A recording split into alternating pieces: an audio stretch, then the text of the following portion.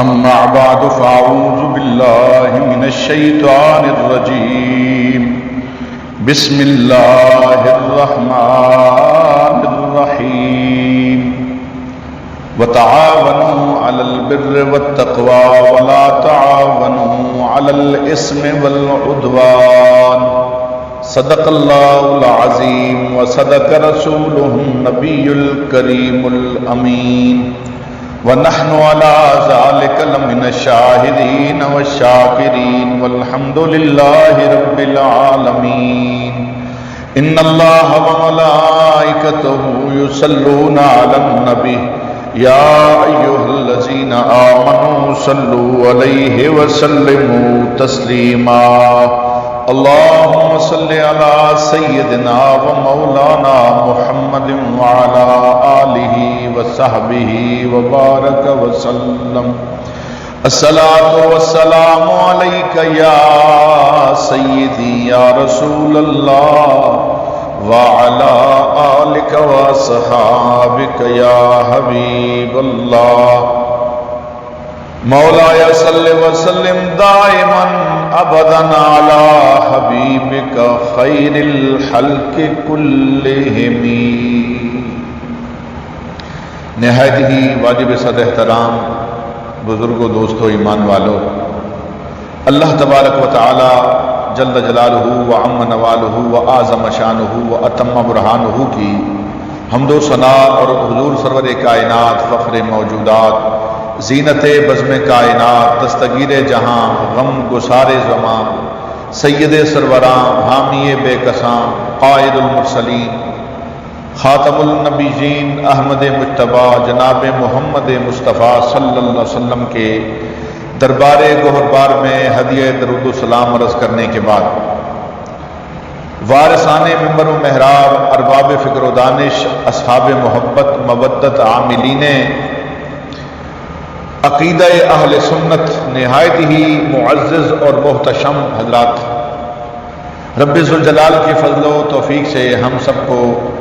اللہ تعالی رسول اللہ صلی اللہ علیہ وسلم کی غلامی نصیب فرمائے، اور دعا ہے کہ رب کائنات رب ذوالجلال ہم سب کو قرآن و سنت کا فہم عطا فرمائے، اور خالق کائنات جل جلالہ ہم سب کو قرآن و سنت کے ابلاغ اور تبلیغ اور اس پر عمل کرنے کی توفیق عطا فرمائے۔ میں نے قرآن مجید برہان الرشید کی سورۃ المائدہ کی آیت نمبر 2 آپ کے سامنے تلاوت کی ہے۔ خالق کائنات جل جلالہ کا فرمان ہے وتعاونوا علی البر والتقوی ولا تعاونوا علی الاثم والعدوان۔ اس آیت کریمہ میں اللہ تعالیٰ نے ہمیں ضابطۂ حیات دیا ہے، اور اس میں رب ذوالجلال نے جہاں ہمیں انفرادی آداب سکھائے وہاں اجتماعی زندگی کا بھی گر سکھایا۔ خالق کائنات جل جلالہ نے جہاں ہمیں اپنی ذات کے ساتھ تعلق کا طریقہ بتایا وہاں عوام کے ساتھ میل و جول رکھنے کا سلیقہ بھی بتایا، چونکہ اسلام ایک کامل دین ہے اور اس میں دنیا بھی ہے دین بھی ہے، اس میں تمام شعبہ جات کی تبلیغ ہے۔ اس لحاظ سے ہمارا دین سماج اور سوسائٹی اور اجتماعی زندگی سے بالکل نظریں نہیں پھیرتا۔ دین متین کی توجہ ہر فرد پر بھی ہے اور اجتماعی زندگی پر بھی ہے۔ اس لحاظ سے سوسائٹی کے اصول اور سماج کے اصول اگر ہم سمجھنا چاہیں تو اس میں بھی قرآن مجید اور حدیث نبوی صلی اللہ تعالی علیہ وسلم ہمیں نا امید نہیں کرتے۔ قرآن مجید برہان الرشید کی سینکڑوں آیت کا تعلق براہ راست سماج کی اصلاح کے ساتھ ہے۔ سید عالم صلی اللہ علیہ وسلم کی ہزاروں احادیث اس موضوع کو اپنے تمام تر مفاہیم کے ساتھ بیان کرنے والی ہیں۔ زندگی گزارنے کے لیے سماج کی ہمیں ضرورت ہے اور زندگی کے دفاع کے لیے بھی سماج کی ضرورت ہے۔ ایک انسان تب زندہ رہ سکے گا جب وہ خوراک کا استعمال کرے گا، کم از کم ایک روٹی اس کے لیے نہایت لازم ہے، کئی نہ بھی ہوں ایک روٹی کا اہتمام اس کے لیے ضروری ہے، ورنہ وہ اپنی زندگی سے محروم ہو جائے گا۔ انسان کی جو ضرورتیں اور حاجات ہیں اس کا ایک بڑا وسیع دائرہ ہے، ہم ان کی طرف نہیں جاتے۔ اب ایک شخص کو ایک دن کے اندر جو ایک روٹی چاہیے اس کے لحاظ سے بھی وہ اوروں کا محتاج ہے، اس کو اپنی جنس کے دیگر افراد کے ساتھ تعاون کی ضرورت ہے۔ ایک دن کی زندگی گزارنے میں وہ دوسروں کے تعاون کا محتاج ہے، تو پوری زندگی بغیر تعاون انسانی کے کیسے گزار سکتا ہے؟ اسے ضرور بضرور اس بات کو لازم بنانا ہے کہ وہ اپنی زندگی کو برقرار رکھ سکے، دوسروں کے تعاون کی ضرورت ہے اسے۔ اب ایک شخص کی ایک دن کی زندگی پر بحث کریں تو دیکھیں، ایک روٹی وہ کھانا چاہتا ہے، اگر وہ یہ چاہے کہ میں کسی کے ساتھ تعاون کے بغیر کھاؤں گا تو یہ سوال ہی پیدا نہیں ہوتا۔ اگر اس کو گندم میسر آ بھی جائے تو پھر گندم کو پیسنا پڑے گا، اس کو گوندنا پڑے گا اور پھر اس کو پکانا پڑے گا۔ یہ جو 3 مراحل ہیں ان کے لیے پھر آلات کی ضرورت ہے، اور اگر وہ آلات ہوں گے تو پھر گندم کو پیسا جا سکے گا، آٹے کو گوندا جا سکے گا اور پھر آٹے کو پکایا جا سکے گا۔ اب جن آلات کی ضرورت ہے اور جن برتنوں کی ضرورت ہے وہ سارے یہ خود نہیں بنا سکتا، اس کے لیے پھر اس کو کمہار کی ضرورت ہے، اس کو بہت سے شعبہ جات میں کام کرنے والے لوگوں کی ضرورت ہے، تب جا کر ایک روٹی پکے گی اور وہ یہ کھا سکے گا۔ تو پتہ چلا کہ زندگی کا ایک دن اور اس میں محض ایک روٹی انسان سماج اور سوسائٹی کے بغیر حاصل نہیں کر سکتا۔ اس کو یقیناً ضرورت ہے کہ وہ دوسرے افراد سے تعاون حاصل کرے، اور اس تعاون کے بعد اس کی حاجت کا چھوٹا سا سلسلہ پورا ہو سکتا ہے۔ اب دیکھیے، ایسے ہی زندگی کے دفاع کے لحاظ سے بھی انسان کو انسانوں کی ضرورت ہے، چونکہ جس ماحول میں یہ رہتا ہے اس ماحول میں حیوان بھی ہیں اور وہ سارے حیوان اس سے پاورفل ہیں، وہ خود گائے ہو، گدھا ہو، بھینس ہو، خچر ہو، گھوڑا ہو، شیر ہو یا اس طرح کے دیگر جانور ہوں، ان کو اللہ تعالیٰ نے طاقت دی ہے، وہ اپنی طبیعت کے لحاظ سے وحشی بھی ہیں اور انسان پر حملہ آور بھی ہو سکتے ہیں۔ اب انسان ان سے اپنی زندگی کو بچانا چاہتا ہے، اللہ تعالیٰ نے حیوانوں کو ایک آلہ دیا ہے جس سے وہ اپنا دفاع کرتے ہیں۔ اگر کوئی حیوان ان پر حملہ آور ہوتا ہے تو وہ اپنے اعضاء کو استعمال کرتے ہوئے اپنے آپ کو اس حیوان سے بچاتے ہیں۔ انسان پر اگر حیوان حملہ آور ہو جائے تو اس کے پاس سوائے ہاتھ کے اور اللہ کی دی ہوئی سوچ کے اور کچھ نہیں۔ ہاتھ آلہ ہے مگر اس سے بڑا آلہ ذہن، فراست اور سوچ ہے کہ جس کو استعمال کرتے ہوئے انسان وہ کچھ بنا سکتا ہے جس سے بڑے بڑے حیوان کانپ اٹھتے ہیں۔ جب وہ یہ آلہ استعمال کرے گا اس کی وجہ سے اس کی زندگی محفوظ ہو جائے گی۔ دیکھیے، اب اس میں بھی جس وقت وہ اپنی زندگی کے دفاع کے لیے ڈیفنس کی حیثیت سے آگے بڑھے گا تو پھر بھی اس کو انسان کی ضرورت پڑے گی، ان کے بغیر وہ ایجادات نہیں کر سکتا، وہ مختلف چیزیں نہیں بنا سکتا، اپنی فکر اور سوچ کو عملی جامہ نہیں پہنا سکتا۔ تو اس سے کیا پتہ چلا کہ انسان زندگی میں تمدن والی حیثیت پائی جاتی ہے، یعنی ایک سپیشل اس کے لیے سوشل میز آف ہے جس کی بدولت وہ اپنی زندگی بسر کر سکتا ہے، اور ورنہ زندگی گزارنا اس کے لیے مشکل ہے۔ اور یہ بات یاد رکھیں، انسان کے لیے یہ غذائی ضرورت، دفاعی ضرورت،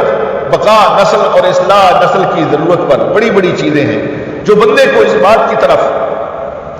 متوجہ کرتی ہیں کہ اسے سماج کی ضرورت ہے۔ اگر سماج صحت مند ہے تو پھر سارے مسائل حل ہو جائیں گے، اور اگر سماج گندا ہے تو اس کے سارے مسائل میں الجھن پیدا ہو جائے گی۔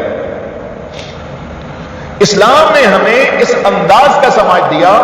کہ جس کی وجہ سے بندے کی زندگی بھی گزرتی ہے، اور زندگی شرمندگی میں نہیں بلکہ اللہ کی بندگی میں گزرتی ہے۔ ہمارا دین اس سماج کا بانی ہے، اور اس نے اس چلتے پھرتے انسان کو وہ نظام حیات دیا ہے جس کی وجہ سے سوسائٹی میں یہ جیتے بستے ہوئے لوگ اس انداز میں زندگی گزارتے ہیں کہ جب روح نکلتی ہے تو اللہ تعالیٰ ان کو فردوس کی بلندیاں عطا فرماتا ہے۔ دیکھیے، حدیث پاک میں آتا ہے جس کو طبرانی نے معجم الکبیر میں ذکر کیا ہے، راوی حضرت عبداللہ بن عمر رضی اللہ تعالی عنہ کہتے ہیں کہ ان رجلا جاء الى النبی صلی اللہ علیہ وسلم فقال یا رسول اللہ، ایک شخص نبی صلی اللہ علیہ وسلم کی بارگاہ میں آیا اور کہنے لگا، یا رسول اللہ، ای الناس احب الی اللہ تعالی، کون سا بندہ اللہ کے نزدیک سب سے پیارا ہے اور اللہ کو پسند ہے، اللہ کا برگزیدہ بندہ کون سا ہے؟ تو میرے نبی کریم رؤوف الرحیم صلی اللہ علیہ وسلم کا جواب کتنا پیارا تھا، فرمایا احب الناس الی اللہ انفعهم للناس، جو بندہ انسانوں کے لیے زیادہ مفید ہے وہ بندہ اللہ کا زیادہ پیارا ہے. لوگوں کی لسٹ میں وہ انسان جو دوسروں کو زیادہ فائدہ دیتا ہے وہی بندہ اللہ کو زیادہ محبوب ہے اور اللہ کو زیادہ پیارا ہے. اور جس وقت یہ پوچھا گیا کہ ای الاعمال احب الی اللہ، اعمال میں سے کون سا عمل اللہ کو زیادہ پسند ہے، تو اس موقع پر بھی ہمارے آقا صلی اللہ تعالی علیہ وسلم نے یہ فرما دیا احب الاعمال الی اللہ سرور تدخلہ علی مسلم. سب سے پسندیدہ عمل اللہ کی بارگاہ میں یہ ہے کہ تم کسی مسلمان کے دل میں خوشی داخل کرو.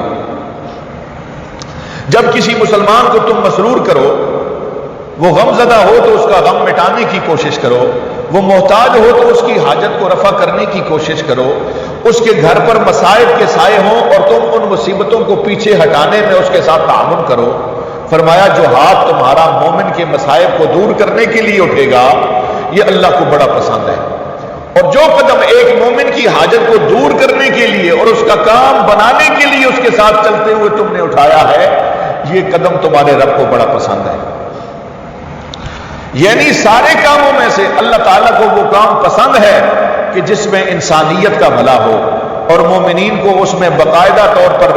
ریلیف مل رہا ہو کہ تم جس وقت ایسا کام کرو گے جو قرآن سنت کے منافی نہیں ہوگا اس کام کو اللہ تعالیٰ تمام کاموں سے زیادہ پسند فرمانے والا ہے. سید عالم صلی اللہ تعالی علیہ وسلم نے ارشاد فرمایا آؤ تکشف عنہ قربتن، یا مومن سے تم کسی دکھ کو دور کر دو تو یہ عمل بھی اللہ کو بڑا پسند ہے. آؤ تقضی عنہ دینا، یا کسی مومن کا تم قرض اتار دو اللہ تعالیٰ کو یہ بھی بڑا اچھا لگتا ہے. آؤ تطرد عنہ جوعا، یا کسی مومن کی تم بھوک دور کر دو، یعنی اس کی بھوک لگی ہوئی تھی اور کھانے کا وقت بھی تھا تو تم نے اس کو کھانا کھلا دیا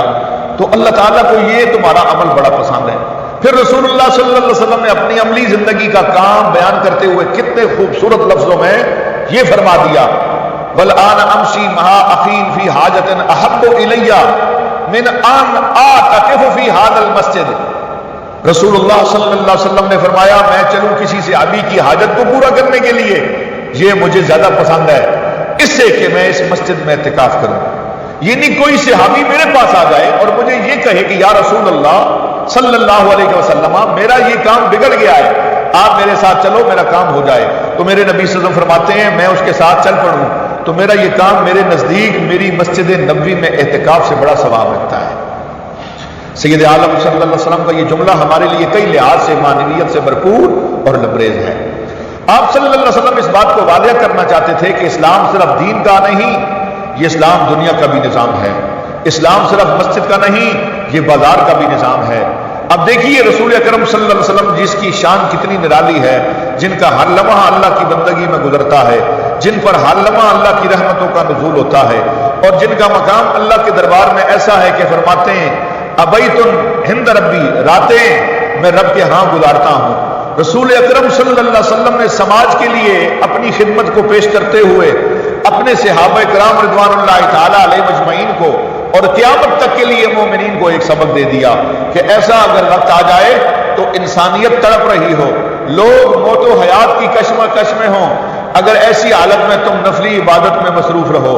اور پیاسے کو پانی نہ پلاؤ، بیمار کی دوائی کا بندوبست نہ کرو اور جو لوگ موت کے منہ میں جا رہے ہوں ان کے لیے تم اپنی خدمات پیش نہ کرو تو پھر رب ذوالجلال ناراض ہو جائے. ایسی صورتحال کو پیش نظر رکھو. فرمایا اگر کوئی شخص میرے پاس اپنے کسی کام کے لیے آتا ہے اور میں اس کے ساتھ چلتا ہوں اگرچہ میں اس وقت مسجد میں معتکف نہیں ہوں، میرے نزدیک اس بندے کے کام کے لیے میرا چلا جانا مسجد نبوی میں اعتکاف بیٹھنے سے بڑا درجہ رکھتا ہے. فی ہذ المسجد یعنی مسجد المدینہ، یعنی اس مسجد میں یعنی مدینہ شریف کی مسجد میں. تو فرمایا ایک دوسرے کے دکھ سکھ میں شریک ہونا اور کام کاج میں کسی کے ساتھ تعاون کرنا اگر اس نیت سے ہو کہ یہ ہمارے دین کا سبق ہے اور یہ ہماری دینی ڈیوٹی ہے، ہمارے دین نے ہمارے لیے لازم کر دیا ہے، اس میں کسی کا یہ مقصد نہیں ہے کہ میں کام کروں تاکہ کل مجھے ووٹ مل جائیں، میں کام کروں تاکہ میری تشہیر ہو جائے، اور میں کام کروں تاکہ لوگ مجھے سوشل ورکر قرار دے، ایسا کوئی بھی خیال اس کے ذہن میں نہیں ہے۔ اس کے ذہن میں صرف یہ بات ہے کہ اللہ نے ہمیں جو دین دیا ہے، اس دین نے ہماری یہ ڈیوٹی لگا رکھی ہے۔ اس نیت سے جب وہ نکلے گا تو اللہ تعالیٰ اس کو ہر سانس پر اجر عظیم عطا فرما دے گا۔ رسول اکرم صلی اللہ علیہ وسلم کی جو دانش ہے اور آپ نے جو لوگوں کو ایک شعور بخشا ہے، اس کے لحاظ سے جس وقت ہم سماجی خدمت کا سروے کرتے ہیں تو یہ بات بڑی واضح ہو کر سامنے آتی ہے، اور یہ ہمارے لیے ترقی کا ایک ذریعہ ہے کہ ہر بندہ آگے بڑھے، دیتے وقت تھوڑا دے اور لیتے وقت زیادہ لے۔ کس سے؟ کسی بندے سے نہیں، کسی بندے کو تھوڑا دے کے اللہ سے زیادہ لے۔ یہ ہمارے سماج کا ایک مرکزی کردار ہے اور اسلامی سماج کی یہ روح ہے۔ اب اس حقیقت کو سمجھنے کے لیے میرے محبوب دو عالم صلی اللہ علیہ وسلم نے ارشاد فرمایا، جو کہ صحیح مسلم کے اندر روایت موجود ہے، اور راوی حضرت سیدنا ابو ہریرہ رضی اللہ تعالیٰ عنہ فرماتے ہیں کہ حضور نے فرمایا، من نفس عن مومن قربۃ من قربۃ الدنیا نفس اللہ عنہ قربۃ من قرب یوم القیامہ، جو بندہ اس دنیا میں کسی مومن بھائی کا کوئی دکھ دور کرتا ہے، اللہ تعالیٰ اس کے عوض میں قیامت کے دن اس کا دکھ دور فرما دے گا۔ اللہ اکبر! دیکھیے نا، تھوڑا ہے، دینے میں تھوڑا ہے لیکن لینے میں زیادہ ہے۔ دینے میں معمولی سا دکھ تھا،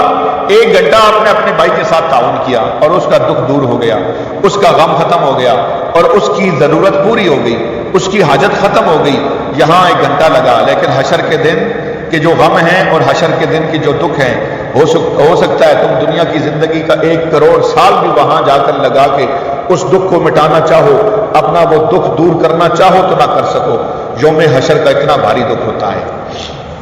لیکن حضرات محترم، اسی لیے سید عالم صلی اللہ علیہ وسلم نے فرمایا، من یسر عن معسر یسر اللہ علیہ فی الدنیا والآخرہ، جس بندے نے کسی کی مشکل کو حل کیا، وہ معسر تھا، تنگ دست تھا، اس نے اس کے لیے خوش